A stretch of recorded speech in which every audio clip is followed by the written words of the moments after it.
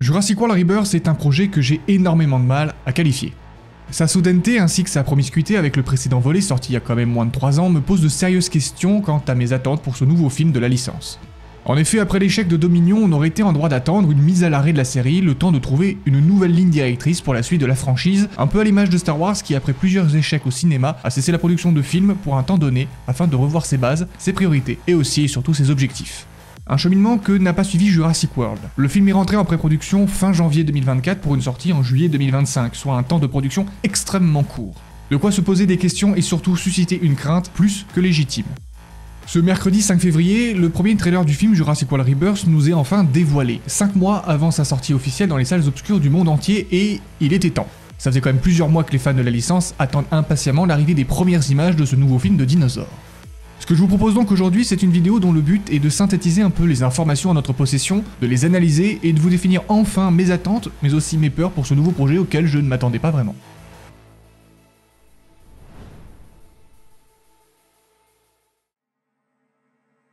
Quand on s'intéresse à la production d'un film, la première chose importante à regarder est qui le fait. Quels sont les producteurs, qui s'occupe de la réalisation, et enfin, qui s'occupe du scénario. Et sur ce point, mes craintes sont largement apaisées. Côté production, on retrouve encore et toujours la société Amblin Entertainment, filiale de Universal Studios, et dont le président est nul autre que Steven Spielberg himself y revient en tant que producteur exécutif. La société s'occupe de la licence Jurassic Park depuis la sortie du premier film en 1993. De ce côté-là, pas de changement, c'est bon signe et surtout ça rassure. Côté réalisation, en revanche, on a un gros changement. On retrouve derrière la caméra un certain Gareth Edwards, un réalisateur à la petite filmographie, mais néanmoins très qualitative. Il a commencé à se faire connaître en 2010 avec un film intitulé Monsters, un film de science-fiction narrant le périple de 2 journalistes américains à travers un Mexique mis en quarantaine après l'impact d'une sonde de la NASA renfermant des formes de vie aliens. Des aliens de très grande taille qui se sont par la suite répandus dans la zone frontalière entre les USA et le Mexique. Le film a été salué par la critique et reçoit un accueil triomphal au box-office permettant à Gareth Edwards de se faire connaître dans le milieu du 7e art. Ensuite, il s'est frotté au roi des monstres en personne en réalisant son propre film Godzilla en 2014, point de départ du Monsterverse, un univers cinématographique qui est encore en vie, mettant en scène Godzilla et King Kong. Le film de Gareth Edwards a été un succès, sauvant au passage la franchise Godzilla que les Japonais avaient quand même abandonnée depuis 2004 et le film Final Wars. Étant un grand fan du kaiju, je peux vous assurer que le film d'Edwards est un des meilleurs films Godzilla jamais créés depuis 1954 et tutoie les meilleurs comme Shin Godzilla ou le très récent Minus One. Pour information, Spielberg avait grandement apprécié le travail de Gareth Edwards sur Godzilla 2014, ce qui l'a conduit à lui proposer la tâche de réaliser le prochain Jurassic World. Et ça, c'est plutôt encourageant. Son troisième film est lui aussi issu d'une grande licence et je dirais même la plus grosse franchise de l'histoire du cinéma. Il s'agit de Rogue One, A Star Wars Story, premier film spin-off de la célèbre saga de George Lucas. Le film est un succès commercial et reçoit également une bonne réception de la part des critiques, mais aussi du public et surtout des fans extrêmement exigeants. Étant également un grand fan de Star Wars, Rogue One est l'un de mes Star Wars préférés après l'Empire contre-attaque et la revanche des Sith.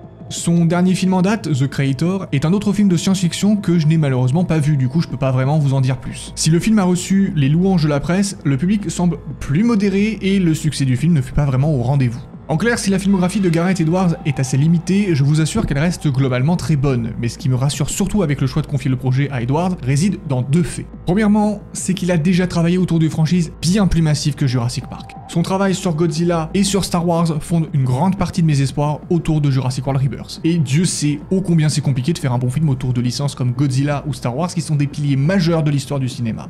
Deuxièmement, c'est qu'il sait mettre en lumière les monstres et leur donner du charisme à l'écran. Une des marques distinctives de Gareth Edwards est qu'il place toujours le point de vue de la caméra à hauteur d'homme, donnant aux grands monstres le gigantisme nécessaire pour que ces derniers puissent s'imposer, nous rendant par la même occasion petits, voire même insignifiants. Et je pense sincèrement que c'est une qualité nécessaire et surtout un atout capital pour réaliser un film avec des dinosaures dont certains, je le rappelle, sont aussi imposants qu'un bus, aussi haut qu'un petit immeuble, voire même aussi lourd qu'un char d'assaut. Toutefois, Gareth Edwards a aussi un défaut. Il dévoile très peu ses monstres et souvent sur le tard. Défaut qui, je l'espère, ne sera pas trop présent sur Rebirth parce que ce que l'on veut voir d'abord et avant tout, c'est quand même des dinosaures. Alors, avant d'aller voir Jurassic World Rebirth, je ne peux que vous conseiller de jeter un œil au film de Gareth Edwards qui devrait vous donner un petit avant-goût de son potentiel travail sur le prochain film Jurassic World. Côté scénario, on va retrouver une tête très connue de la licence Jurassic Park. Il s'agit de David Koepp. Si ce nom vous dit rien, c'est quand même le scénariste des 2 premiers films Jurassic Park. Au-delà de ça, il a aussi écrit le scénario de plusieurs grosses productions jugées assez bonnes, comme le premier Mission Impossible de Brian De Palma, le premier Spider-Man de Sam Raimi ou encore La Guerre des Mondes de Steven Spielberg. Bon, après, il a aussi participé au désastre qu'est Indiana Jones et le Royaume de Crâne de Cristal, mais bon, les erreurs ça arrive à tout le monde, non? On va pas lui en porter rigueur. Il faut savoir que le projet est né lorsque Steven Spielberg, producteur exécutif de la franchise, a demandé à Kopp de revenir pour écrire un nouveau film pour la série. Kopp a donc relu les romans du regretté Michael Crichton en intégrant des concepts des 2 livres dans son futur scénario. Une information qui, personnellement, donne beaucoup de positivité.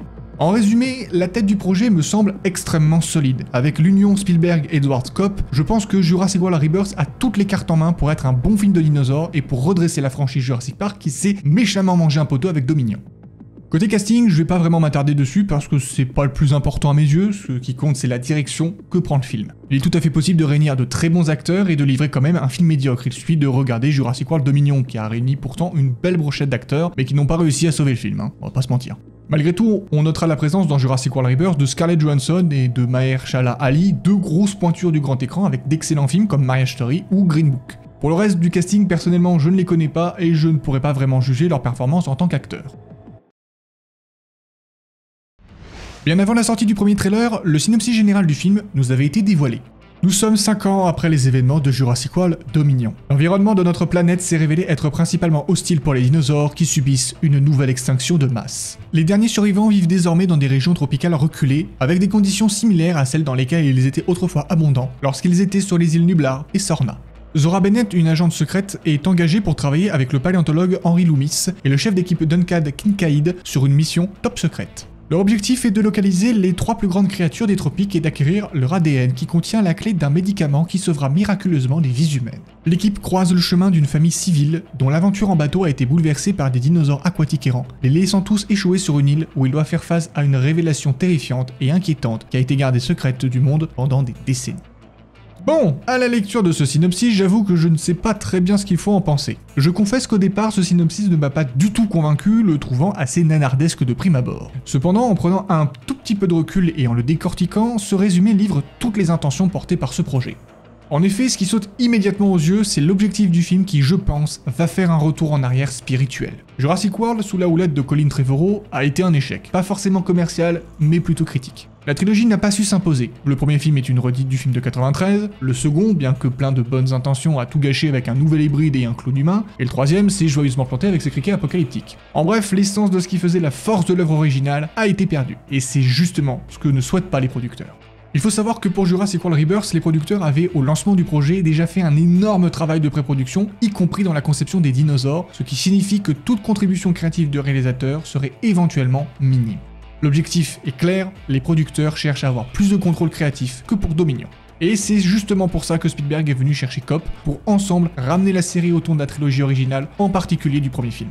Dans une interview accordée à The Discourse en décembre 2024, Kopp a notamment évoqué le fait d'avoir créé une liste de règles à respecter à l'avenir. Parmi celles-ci, il y avait le fait que le film ne reprenne aucun événement des films précédents sans pour autant contredire ou nier les événements des anciens films, et notamment des 3 derniers parce que, je cite, « Je n'aime pas les retcons, ce n'est pas amusant ». Malgré tout, l'objectif de faire table rase est quand même bien visible. Jurassic World a libéré les dinosaures dans le monde des hommes, quittant le huis clos de leur île natale, et cette direction n'a pas plu.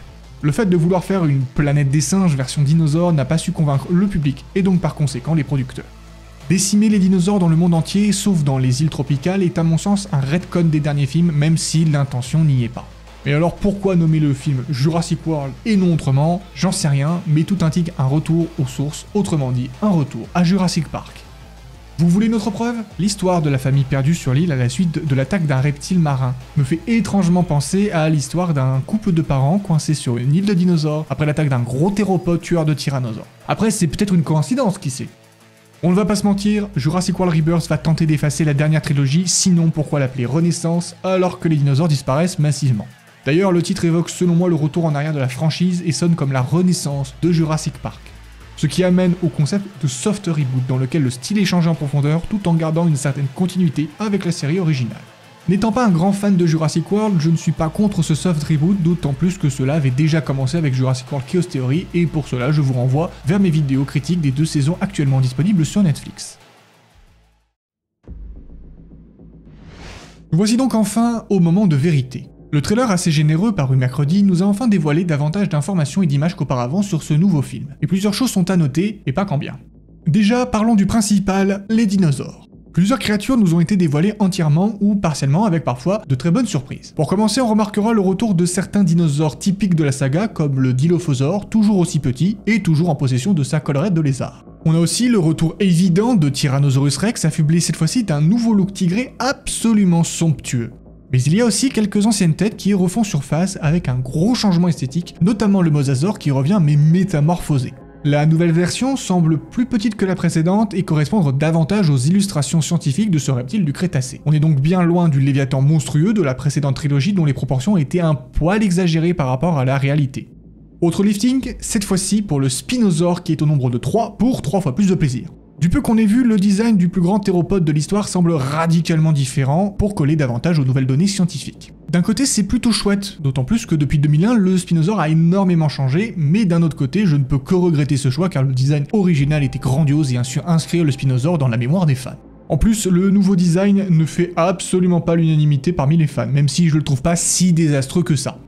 Ces petits changements esthétiques permettent sûrement de mieux coller à la réalité scientifique. Cependant, comme tous les dinosaures ne sont pas concernés par ces changements, c'est sans nul doute pour ne pas trop dénaturer le produit original. Et ça, je trouve que c'est très malin et surtout ça montre une volonté de respecter les fans de la licence tout en respectant les passionnés de dinosaures et de paléontologie bien plus pointilleux sur la véracité scientifique des dinosaures. On notera également la présence d'un grand sauropode, probablement un Titanosauridé, et dont la mise en scène de présentation rappelle fortement l'entrée en scène du Brachiosaurus dans le premier Jurassic Park. Enfin, on a la confirmation du premier des 3 dinosaures dont l'ADN est nécessaire pour sauver des vies humaines. Et je mets dinosaure entre parenthèses dans mon script car c'est pas un dinosaure mais un ptérosaure, une nuance que les producteurs ont encore du mal à comprendre après 30 ans. Ce ptérosaure de la taille d'un F-16 est probablement Quetzalcoatlus, un des plus grands ptérosaures identifiés à ce jour, mais le design est très éloigné de celui de Dominion et ne me semble pas collé à la réalité scientifique. Alors est-ce un autre ptérosaure géant comme Thanatos Dracon ou bien Azegopteryx dont la taille est similaire à Quetzalcoatlus? Qui sait? Réponse dans 5 mois. Et puis on sait aussi que les raptors feront leur retour, alors est-ce le légendaire Vélociraptor ou un autre raptor comme Deinonychus ou apparemment Utahraptor selon les informations glanées à droite à gauche? On ne sait pas encore.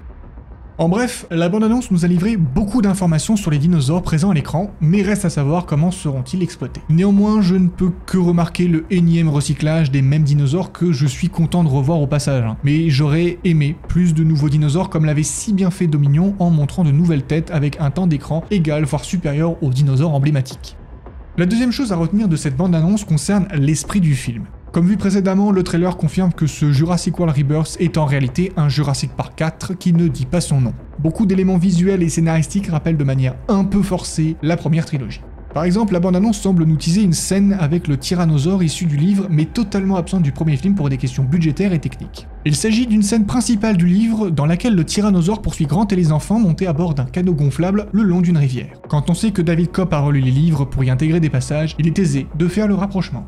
Le problème c'est que la bande-annonce présage d'une direction un peu condamnable, le fanservice.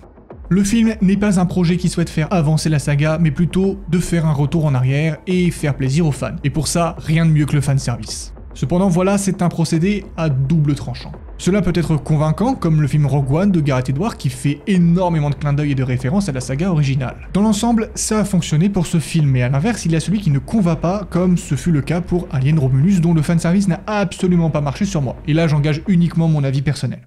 Le problème c'est que Rebirth semble prendre le même chemin que celui emprunté par Romulus, à savoir celui de pondre un amalgame réunissant les films adulés par les fans au sein d'une franchise. En somme, un film qui n'a pas sa propre identité. Si tel est le cas, c'est problématique puisque Jurassic World premier du nom avait également la même philosophie et cela n'a pas permis de construire une bonne trilogie. Même Star Wars a essayé et s'est cassé les dents.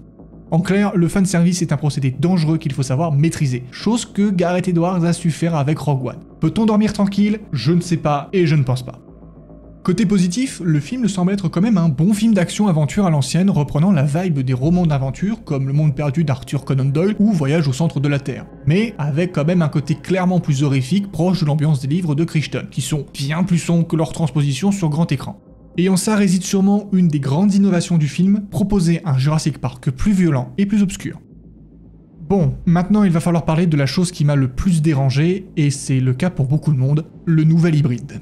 Qu'on se le dise, le principe d'hybridation est au cœur même de Jurassic Park. Les dinosaures du premier parc sont eux-mêmes des hybrides, fruits de la combinaison entre l'ADN de dinosaures fossilisés mais incomplets, avec des ADN diverses de reptiles et d'amphibiens servant à colmater les brèches.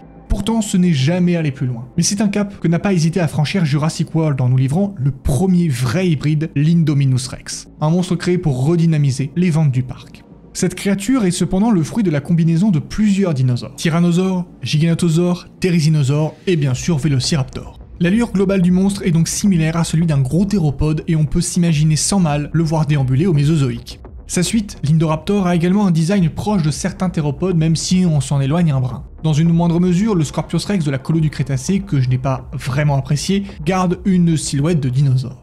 Mais là, ce nouvel hybride ne ressemble en rien à un dinosaure et à mon sens, c'est très problématique. Selon les équipes du film, cette nouvel hybride, le D-Max ou Dinomax comme certains l'appellent, est la fusion entre un tyrannosaure, le Rancor de Star Wars et le xénomorphe d'Alien. En clair, ce n'est pas un dinosaure, mais un monstre qui a toute sa place dans un film d'horreur avec des extraterrestres ou en tant que boss final d'un jeu Resident Evil. Pour moi, cette grossière créature est le gros point noir de cette bande-annonce et donc par extension du film. Jurassic World Dominion avait beaucoup de défauts, mais avait eu l'intelligence de ne pas nous ressortir un hybride plus gros, plus moche et plus effrayant que les films précédents, dont l'unique but aurait été d'attirer un public qui se déplace en général pour voir des dinosaures et non des monstres hideux. C'est vraiment dommage. Pour le coup, ce point-là est pour moi mon plus gros frein concernant le projet.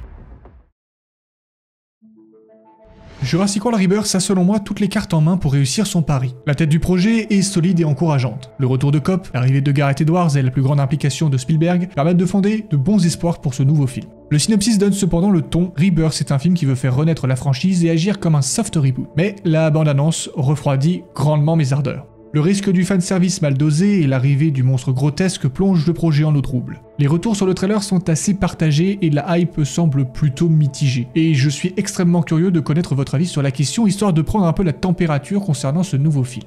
En résumé, je suis très dubitatif à l'heure actuelle, mais il est encore trop tôt pour se faire un avis sur le film. Le verdict final aura lieu donc après la séance, dans 5 mois.